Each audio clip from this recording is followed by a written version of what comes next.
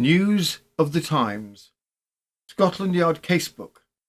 The hotel murder that baffled London in 1922. Welcome to News of the Times. When Lady White was found brutally attacked in her hotel room near Oxford Street, London reeled with shock. No fingerprints, no weapon, no known enemies. Scotland Yard's top detectives, including one of the Big Four, raced to solve a crime with no clues and a victim who had died without speaking a word. Was it revenge? Robbery? A case of mistaken identity, or something even more chilling? In this episode we delve into the headlines, the red herrings, and the fast-moving investigation that led to a shocking confession just days later from an unsuspected suspect. And in today's further particulars segment, something rather different. We look into the tangled love life of a teenage MP's daughter who secretly married a baronet's heir at 17 and then rather wished that she hadn't. There were car rides, love letters, a hasty wedding and, shockingly, no pocket money. The husband was later described in court as headstrong, obstinate, stupid and dictatorial by the judge, and that's the principal part. If all this sounds like a slice of your granny's heavenly homemade apple pie with custard, settle into your favourite chair, silence the phone and escape with us to 1922. Background. London in 1922, a city between wars and elegance. The Great War is over, but not forgotten. London hums with recovery, invention and exhaustion. Electric lights buzz in the streets, women bob their hair, and the well-to-do sip cocktails with a new-found urgency, as though they'd seen too much to take time for tea. But beneath the jazz and the jaded charm there is something fragile. Rents are high, tempers are short, and in hotels like the Spencer, just steps from Oxford Street, the city's upper crust carry on behind closed doors, in rooms with bell pulls, damask curtains, and discreet staff. The Spencer Hotel wasn't a grand destination in the style of the Savoy. It wasn't for debutante balls or foreign dignitaries, but it was comfortable, respectable, a converted Georgian terrace now catering to the long-term lodging needs of well-off widows, retired colonels and unmarried uncles with private means. At the time, it was entirely normal for wealthy or aristocratic individuals to live in residential hotels. It offered a genteel sort of independence, all the comforts of home and none of the servants to manage. Lady White, the widow of a former chairman of the London County Council, had lived quietly at the Spencer since November. She'd played cards in the drawing room. She dined modestly. She kept no maid of her own. She was, by all accounts, affable, well-liked, and utterly unremarkable. Until she wasn't. For in the quiet corridors of the Spencer, in room 14, something awful happened. No forced entry, no obvious motive, no struggle, and the door most likely left unlocked. What followed would stun the press, confound Scotland Yard, and shock even a city that thought it had seen everything. From the Daily Mirror, the 16th of March, 1922. Mystery of number 14 in hotel crime. Theory that Lady White was murdered by mistake. Was it a woman? Assailant hiding in room empty bed riddle. Lady White, the widow of Sir Edward White, a former chairman of the London County Council, who was the victim of a mysterious outrage in a London hotel, died yesterday, found unconscious in her bed by a maid servant on Tuesday morning, her head fractured in 2 places. Lady White never spoke again. She passed away without being able to utter a single word that might throw some light on the mystery. From the very first, her condition was regarded as hopeless, but the doctors and the detectives hoped most fervently that by a miracle, as if it were, she would be given a fleeting consciousness during which she would be able to throw some light on the identity of her assailant. Lady White, nearly 60 years of age, was a popular, affable woman, without apparently an enemy in the world. There is nothing whatever to suggest that the person who killed her was actuated by the mad passion of revenge. Jewellery intact. The next theory, which suggests itself, is, of course, robbery. Here again one is met with an absolute negative result, for when the death chamber was searched, everything, jewellery and money, was found to be intact. Why then was this poor, unoffending woman brutally murdered in her sleep? Who was the person, man or woman, who battered in her head as she lay in bed? How did he or she enter or leave the hotel? These are the baffling questions which the whole detective force of Scotland Yard, under Superintendent Neil, one of the Big Four, are working day and night in the hopes of solving. They have not only the absence of a motive to guide them, but they have not the semblance of a clue, not a fingerprint, not even the weapon with which the victim was done to death. The Hotel Spencer in Portman Street, the scene of the murder, is a large private residential hotel composed of 4 houses within hailing distance of the hum and the bustle of Oxford Street. The guests are mainly composed of men and women possessed of comfortable means. Lady White had been living in a hotel since last November. Prior to that, she had been staying at several other hotels in the district. She had lived quite alone since her husband's death and had more than once rejected the idea of having a maid. Only very occasionally she went out at evenings, preferring to spend her time after dinner in playing a game of bridge with some other guests. On Monday night she followed her usual custom: dinner, then a quiet game of cards, and then to bed shortly after 11 o'clock. Bedroom door unlocked. Her bedroom was number 14 and adjoins the drawing room where she had been playing cards. Anyone entering the hotel from the ground floor would find number 14 the first room he would reach from the main staircase. Lady White, so far as can be ascertained, was not in the habit of locking her bedroom door. Some time ago someone suggested to her the advisability of taking such a precaution, but she rejected it with a laugh. There was an electric light in the bedroom, and this was always switched off when Lady White retired. The room was in darkness when the maidservant made the tragic discovery. From this fact, 2 important deductions are to be made: that either the assailant was actually hiding in the room when she went to bed, or that he or she was so well acquainted with the hotel as to be able to move about in the darkness without difficulty. In support of this theory, it is interesting to bear in mind that there were 2 beds in the room occupied by Lady White, and that to approach the one occupied by his victim, he had to pass the other.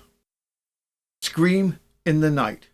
Could, therefore, a a stranger have done this without awakening the sleeper?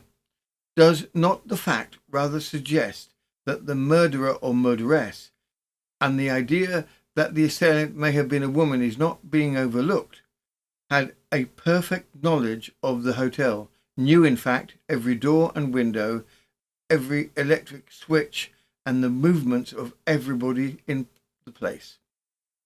It is a dramatic fact that it was only within the past few weeks that Lady White had occupied the bedroom at number 14.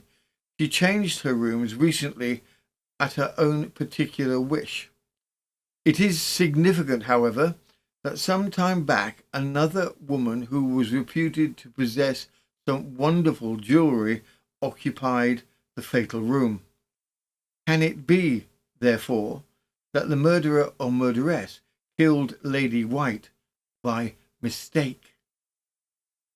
Is it possible that the assailant, not knowing that someone else was occupying this particular room, went into it with burglarious intent and found out his mistake too late?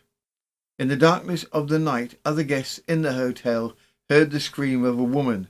They had no idea from where the noise proceeded. They did not trouble to investigate. It was Lady White's death scream, and the theory of the detectives is that the murderer or murderess hit her on the head and then, terrified by her scream, silenced her forever. But who was the murderer? But even as Lady White's body was carried out of room 14, Scotland Yard was already inside the Spencer Hotel, and questions were being asked. Who had a motive? Who had access? There was no forced entry, no sign of a struggle, but then came something curious. Scotland Yard detectives turned their attention to a 19-year-old pantry boy named Henry Jacoby, who'd only recently joined the staff. On the very night of the murder, he said he'd heard whispered voices in the basement corridor, two men murmuring in low tones. When he shone his torch, the voices fell silent. Frightened, he alerted the night porter, and the two searched the area, but by then, whoever had been down there had vanished. Scotland Yard took the claim seriously. Could the killer have been hiding below, waiting for the right moment? And Jacoby wasn't the only one with a story. A local butcher's boy came forward telling detectives he'd seen a well-dressed man loitering outside the Spencer in the days before the crime. Always alone, always watchful. He was seen peering at windows and doorways as if calculating something. He hasn't been seen since. There was even whispers of a foreign jewel thief seen in a nearby hotel weeks earlier, a man suspected of casing upper-class residences for an easy score. For Scotland Yard, the puzzle was growing, not shrinking. Were these real leads or distractions in a case already crowded with shadows? Either way, the hunt was on. From the Daily Mirror, the 18th of March, 1922, Lurking Men Story in Hotel Crime. Discovery on night Lady White was killed. Whispering voices. Boy's story of scared feeling and vain search. There was a new development yesterday in the hunt for the murderer of Lady White, widower of Sir Edward White, who was found dead in bed at the Spencer Hotel in Portman Street in West London. A pantry boy named Henry Jacoby has told the police how, on the night of the crime, when he left his bedroom in the basement, he heard two men talking in low tones, but could not discover who they were. Jacoby, who is 19 years of age, is a newcomer to the staff of the Hotel Spencer. According to his statement, he crossed the kitchen and walked down a stone passage. Halfway down, he was startled to hear two men whispering together. He flashed the electric torch he carried, and the speaking stopped. Feeling scared, he at once went upstairs and reported the matter to the hotel night porter, who joined him in a search of the lower part of the premises. No one was found, but it is thought that while he went for the porter, the men may have slipped out into the area. The night porter, Alfred Pratt, did not hear any whispering, but he has confirmed the boy's story as to the report and the search. A butcher's boy who works in the vicinity has reported to the police the fact that several times last week he saw a well-dressed man loitering suspiciously around the hotel. Scrutiny of doors. On every occasion except the last, the man was there in the early morning. He tried to give the impression that he was waiting for someone, but was never seen to meet a single person whom he knew. When he appeared to think he was unobserved, the man closely scrutinized the doors, windows, and area. The man, who has not been seen since the tragedy was discovered, is described as being of the appearance of a city man. Another man the police are anxious to find is of foreign appearance, apparently about 40. He is suspected of jewel thefts from West London hotels in the last few weeks. So far, the authorities have not been able to trace him. As the results mounted, Scotland Yard ramped up their scrutiny of everyone within the hotel, including the youngest members of staff. Then came the unexpected.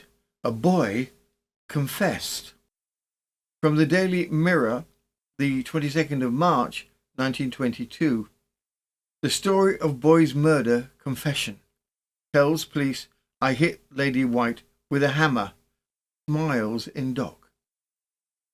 Henry Jacoby, 18, the pantry boy at the Spencer Hotel, was charged last night with the murder of Lady White and will be brought before the magistrate at Marylebone this morning. I did it. I hit her on the head with a hammer. That is the bag I got the hammer from.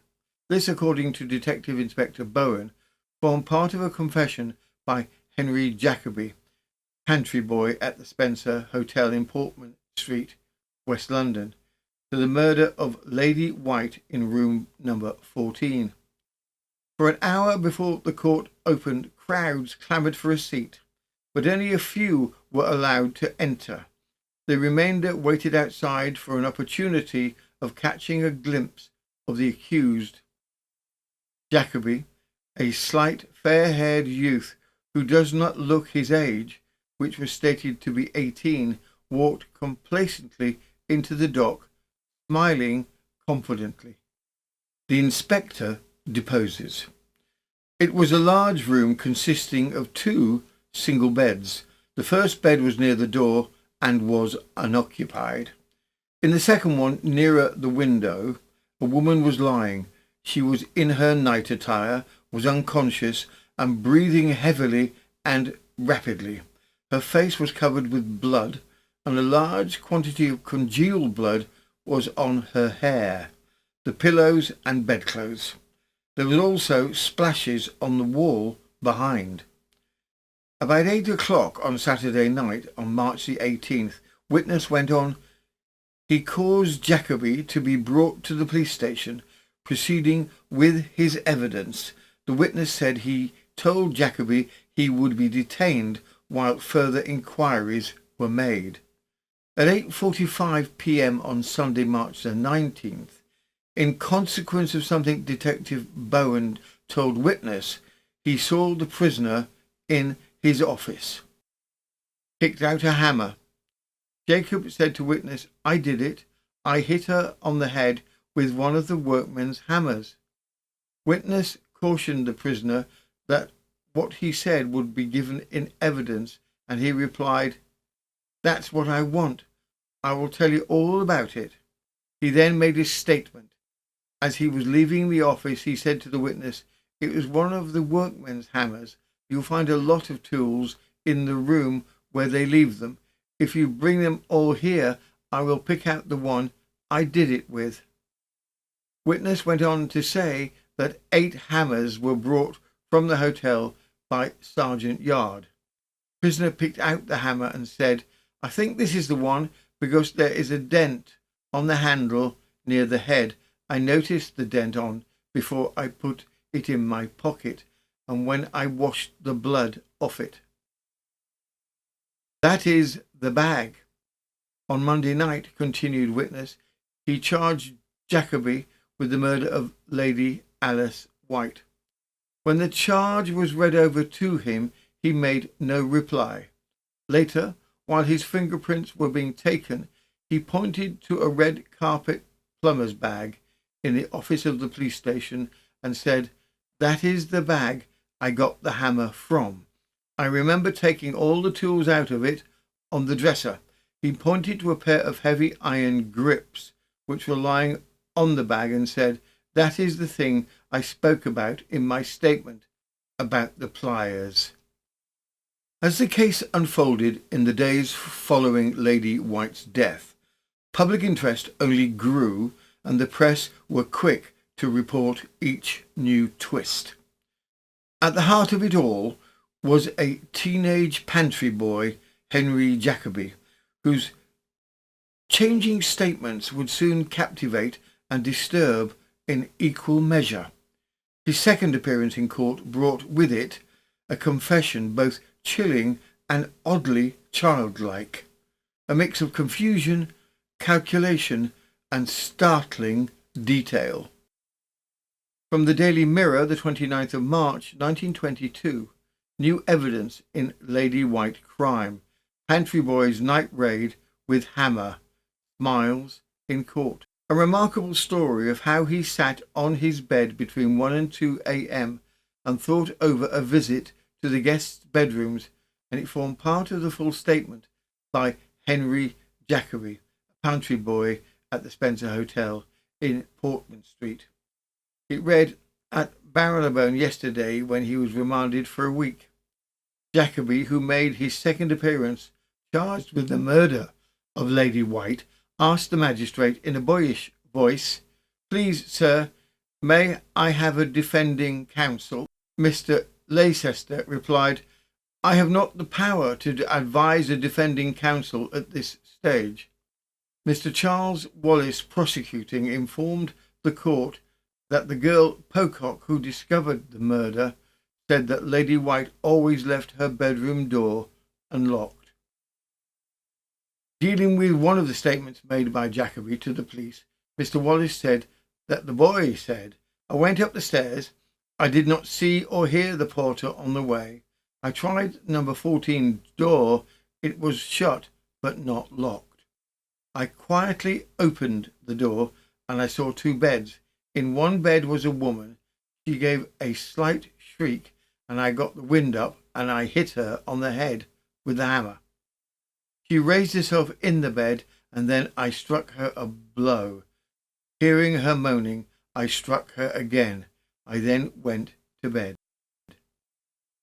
I went for money," Jacoby continued counsel, "was put in a cell and kept under observation. On March the 21st, he said to the constable who was watching him, 'Just a week to go today at 2 o'clock, I killed Lady White.' He added, 'I didn't go for jewellery, I went for money.'" Pantry boy's question. Police Constable Thornycroft bore out counsel's story of Jacoby's statement when in the cellar at 1:55 a.m. on March the 21st. After saying, "It's just a week ago today when I killed Lady White," Jacoby went on, "I'll tell you how it happened. At about 1:15, I walked across the room when I thought I heard someone whispering. I told the porter all about it, so we had a search around, but could not find anyone, so the porter left. I then went back to my room and sat down for a few minutes, and then it came into my head. I took the hammer and went into her room. She woke up and saw me and screamed. and I hit her on the head with the hammer, and I don't know how many times. The coroner's jury found that Lady White was wilfully murdered by Jacoby, who was committed for trial on a coroner's warrant. The trial itself, filled with legal formality, repeated much of the already public evidence, but the outcome was anything but routine. From the Daily Mirror, the 29th of April, 1922. Death sentence on pantry boy, found guilty of the murder of Lady White. Jury urges mercy. Henry Jacoby, the 18-year-old pantry boy, was found guilty yesterday at the Old Bailey of the murder of Lady White at the Hotel Spencer on March the 14th. He was sentenced to death. The jury added a very strong recommendation to mercy on account of Jacoby's youth and because they didn't believe that he entered the room with the intention of killing. On being asked if he had anything to say, Jacoby replied, "Nothing, sir." In passing sentence of death, the judge said he had agreed with the verdict of the jury, but he would at once send the recommendation of mercy on to the Home Secretary. Jacoby heard the sentence unmoved. Despite the jury's strong recommendations for mercy, Henry Jacoby's fate now lay in the hands of the legal system and the Home Secretary. His defence counsel filed a formal appeal, not against the fact of the crime, but on the grounds of how the trial had been conducted. Was the confession admissible? Had the judge properly explained the law to the jury? And was an 18-year-old boy in a state of panic truly capable of forming murderous intent? The Court of Criminal Appeal considered the matter and issued their final decision. From the Daily Mirror, the 23rd of May, 1922. Jacoby to die. Vain appeal of youth who killed Lady White. Trial was a proper one. The appeal of Henry Jacoby, the pantry boy, against sentence of death for the murder of Lady White at the Spencer Hotel was dismissed by the Court of Criminal Appeal yesterday. Jacoby, pale-faced but apparently very alert, was brought into court. For Mr. Lucian Fiore, for the youth, said the main grounds of appeal were upon the question of the admissibility of certain confessions said to have been made by Jacoby. When the jury came back before giving their verdict, they asked for instructions from Mr. Justice McCarty as to whether, in certain circumstances, they should return a verdict of manslaughter. The judge, said counsel, did not properly direct them on the question whether Jacoby had any intent to do bodily harm. Counsel suggested that when he made the confession, the youth was in such a hysterical state of mind that he knew little of what he was saying. There was little doubt, said counsel, that the youth struck the Lady White with the hammer while in a state of terror. The court dismissed the appeal. The Lord Chief Justice said the youth's statements were properly admitted as evidence, and no criticism could properly be levelled at the conduct of the trial and the summing up of the judge. Despite intense efforts by his legal team and public appeals for clemency, no reprieve came. The Home Secretary upheld the sentence, the recommendation for mercy, the questions of intent, and Jacoby's youth. None of it was enough to change the outcome. And so, just weeks before his 19th birthday, Henry Jacoby was led to the scaffold at Pentonville Prison. From the Daily Mirror, the 8th of June, 1922. Henry Jacoby meets death calmly. Smiles at the chaplain when summoned to the scaffold. Last letter of thanks. Henry Jacoby, the 18-year-old and 11-month-old pantry boy, was hanged at Pentonville Prison at 9 o'clock yesterday morning for the murder of Lady White in a private West End hotel where he was employed. Calm while Mr. Justice McCarty passed sentence of death. Calm when before the Court of Criminal Appeal, Jacoby remained so till the end. When Ellis and his assistant entered the condemned cell, Jacoby rose a little unsteadily, caught his breath and sighed deeply and took a step or two towards the executioner. A momentary look of sadness came over his face as he was pinioned, but with an effort he drove the look away. He glanced at the chaplain who had been his constant attendant during the time he had been in prison, and a smile of gratitude flickered on his lips. And so ended the young life of Henry Jacoby for a brutal crime committed for no apparent reason. Further particulars. In 1922, the daughter of an MP, still a teenager, dragged her baronet husband into court for judicial separation. She'd secretly married him at 17 after a whirlwind car ride, expensive lunches, and one or two very questionable love letters. What followed? Drama, chauffeurs sent as human ultimatums, and a husband described by the judge as headstrong, obstinate, stupid, and dictatorial. And that's just the principal part. Stay for this scandalous, silly postscript to our main case. It's history's version of he's just not that into you, but with titles, MPs, and pram drama. From the Daily Mirror, the 29th of March 1922, secret wedding at 17. Baronet's heir sued by his girl wife, daughter of MP. Stories of car courtship. An amazing story of a girl's secret marriage at the age of 17 was told by counsel in the divorce court yesterday when Mrs. Kathleen Daisy Miller petitioned for a judicial separation from her husband. Mrs. Miller, who is now only 19, is suing her husband through her father, Major Stephen Goodwin Howard, MP of Newmarket. She alleges cruelty against her husband, Captain Alistair George Lionel Joseph Miller, who denies the charges and is cross-petitioning for restitution of conjugal rights. Mr. Clifford Mortimer, for the wife, said Mrs. Miller was now only 19 years and 9 months old, and her husband was 29. They first met when she was 12 years of age at a school at Downham Market.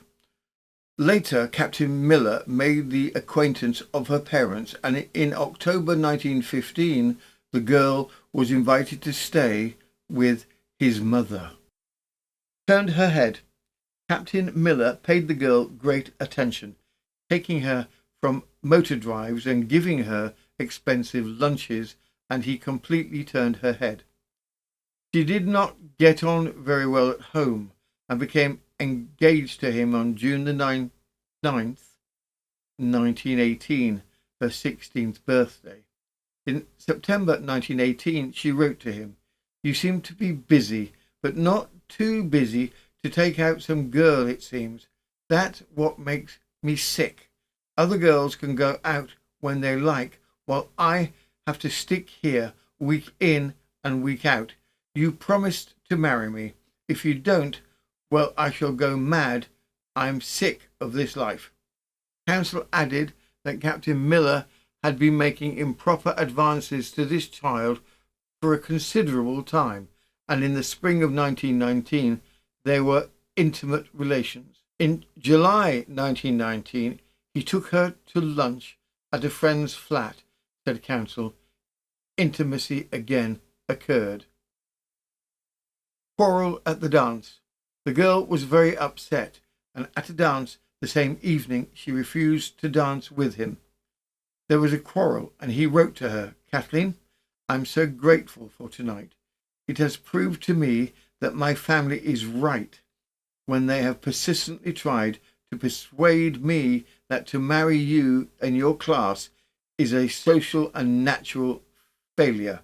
It is more so than ever when I find you associating with the damned half-caste. This is to finally break off our engagement.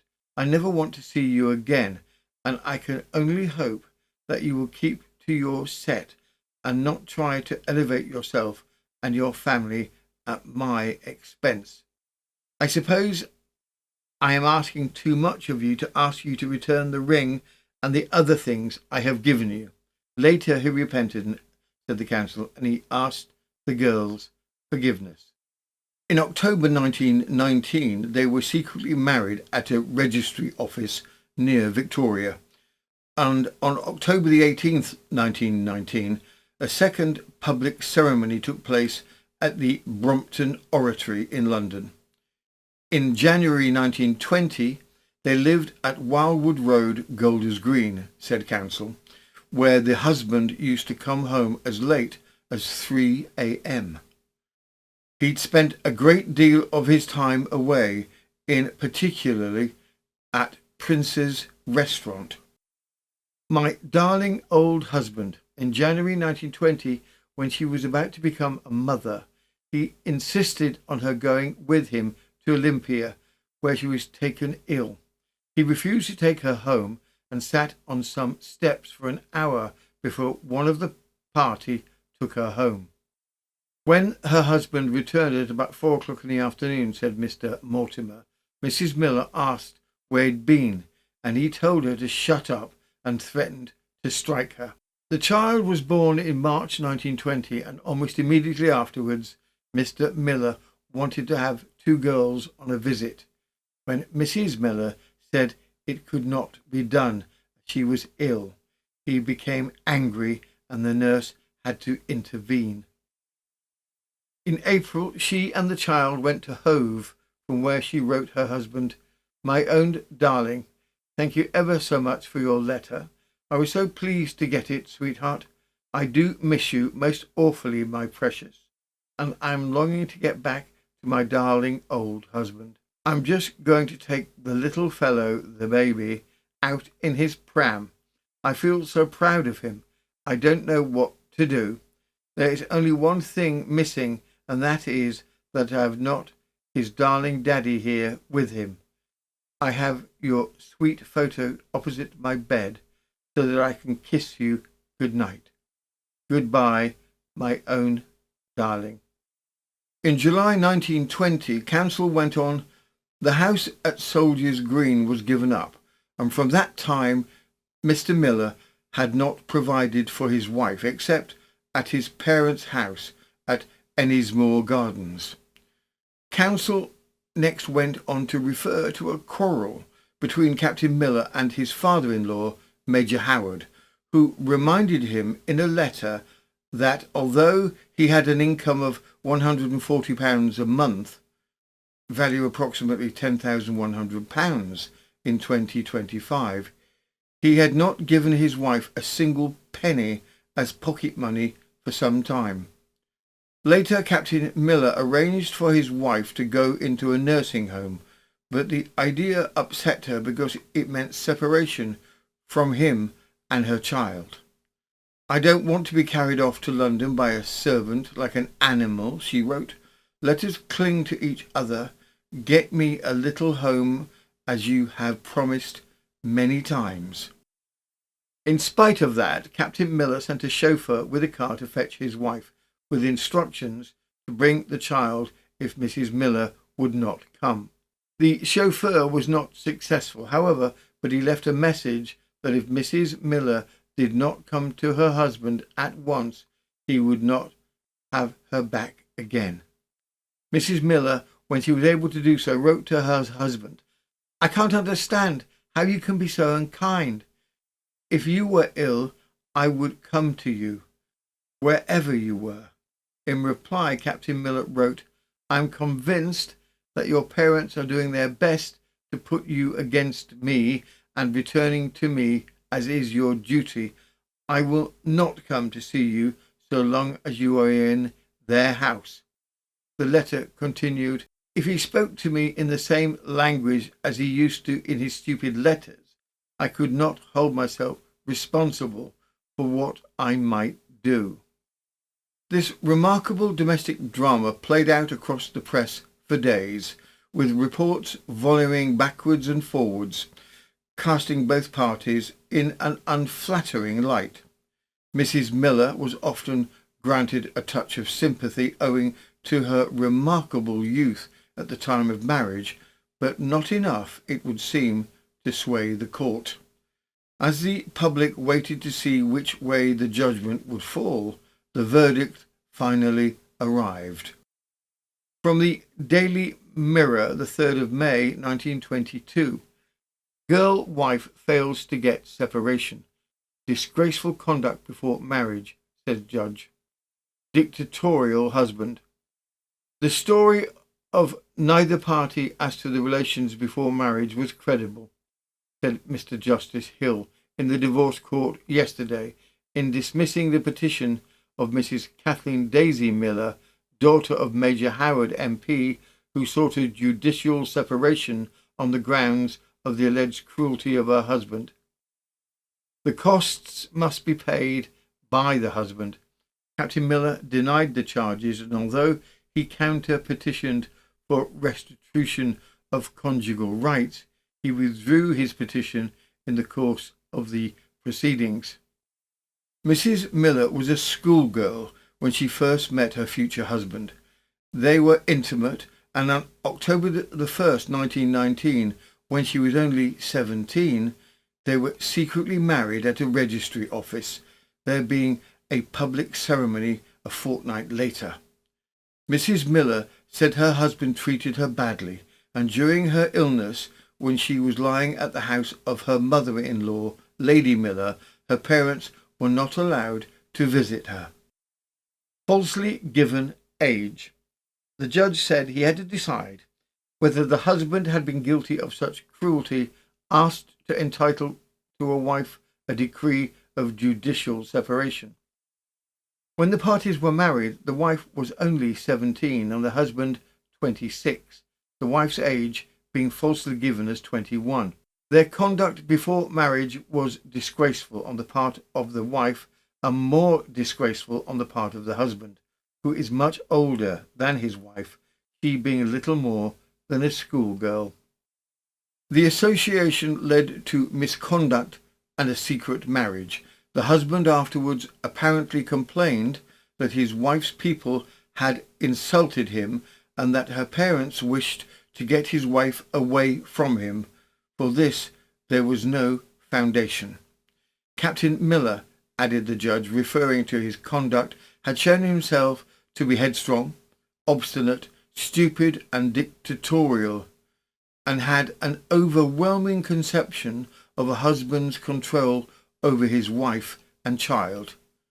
The judge added that although what had occurred had affected the wife's health, which had become worse, and that constituted legal cruelty, later they went together to Bournemouth, where a complete reconciliation took place. That concludes this episode of News of the Times. If you've enjoyed this episode, do consider liking, subscribing, or joining us on Patreon. Every listener helps to keep these remarkable historical stories alive. Link is in the description. We'll see you next time with more from the Scotland Yard Casebook.